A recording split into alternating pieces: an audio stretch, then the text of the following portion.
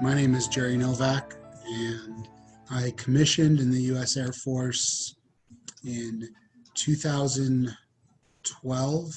Well, I guess I technically commissioned in 2010, but I went to officer school in 2012. I started active duty in 2012, and I was 39 years old when I started active service. And I served active duty for 7 years. And so when we talk about your time in New Jersey growing up, what was a little bit of your background growing up? What was the home life like? My home life was very inconsistent. So it's hard to just kind of give a snapshot of what it looked like. Any particular Jewish background that you're coming from? That too had a lot of variability. When I was very little, probably until I was 6 or 7 years old or so, my parents belonged to a conservative synagogue in northern New Jersey. There was a large Jewish population, in New Jersey. And I remember going to synagogue with my dad pretty regularly, which was really a pretty miserable experience.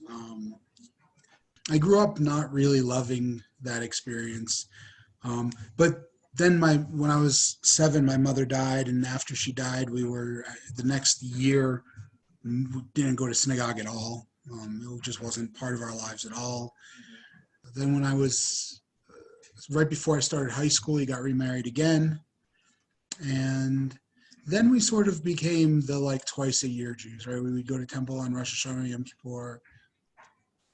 We would have bar mitzvahs and Jewish weddings and things. And we would do Passover. There was some bar mitzvah and some other stuff, but pretty much twice a year plus the specials. Yeah.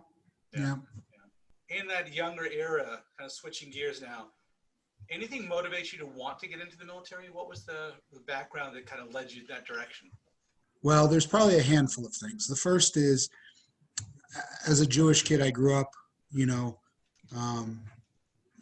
always hearing about the Holocaust. I had grandparents who survived the Holocaust, and the big part of that story was always the American troops showing up to liberate the concentration camps. So there was always a lot of admiration and a lot of, seeing the U.S. as the good guys, if you will. There were also frequent conversations with my dad about, typically when he was unhappy with me, which was frequent, about how I should go into the Army because they'd make a man of me. And then I remember, after high school, I really hated school and I didn't want to go to college. And so I was going to join the military. And at that point, my dad, who had been telling me for a decade or more that I should join the Army, said, no way. He said, if you don't go to school, we're disowning you. And so I went to college. I got a little bit bullied into majoring in public relations. And I really didn't want to go to work in public relations, so I thought about joining the military again and going to OTS.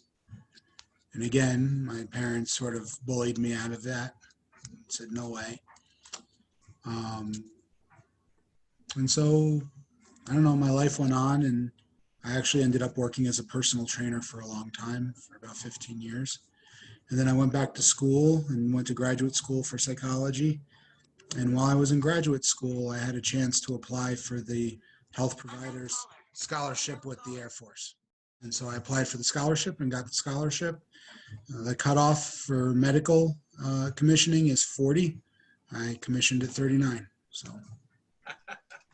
And so I ended up serving and didn't love being in the military. It wasn't for me, but I'm glad I did it. And if I had the chance to do it again, I think I would. What was it that you were what made you glad that you did it? Well, overall, I'm a big proponent of being of service. I think whether that's military service or joining the Peace Corps or volunteering in your neighborhood in some way, I think those things are important. And in my career field as a mental health provider, my experience is that a lot of the folks who end up enlisting in the military are not doing so for grand political ideologies. Most of them are doing so to try to get out of a bad environment or a neighborhood where opportunities were slim, and to make a decent living and to provide their families with health care, and they put themselves in great danger to do those things. And so if I was able to help any of them, in my eyes, that was worth it.